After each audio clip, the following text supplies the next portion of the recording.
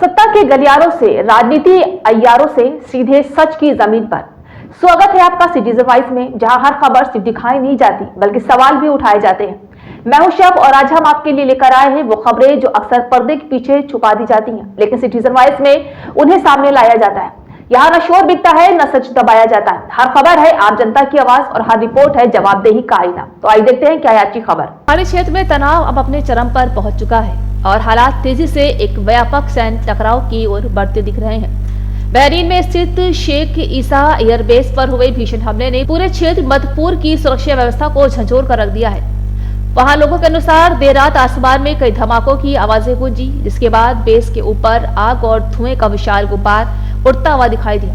Iran की शक्तिशाली सैन्य इकाई IRGC ने इस हमले की जिम्मेदारी लेते हुए दावा किया है कि उसने 20 आत्मघाती ड्रोन और 3 सटीक निर्देशित मिसाइलों से अमेरिकी सैन्य प्रतिष्ठान को निशाना बनाया है। वहीं ईरानी अधिकारियों के अनुसार ये कार्रवाई हाल में हुए अमेरिकी इजराइल संयुक्त अभियानों के जवाब में की गई है।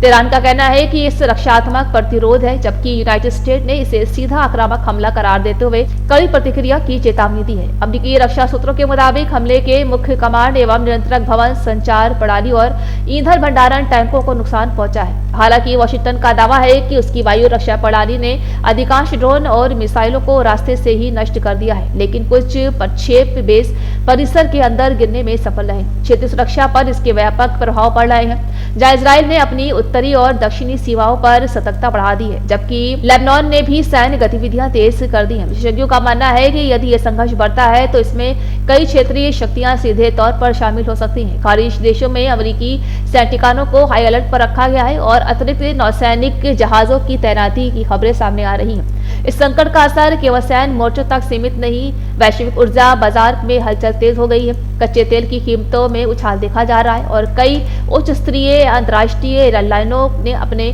उड़ान मार्ग बदल दिए हैं। निवेशकों ने अनिश्चितताएं बढ़ा दी हैं और वैश्विक शेयर बाजारों पर दबाव साफ नजर आ रहा है।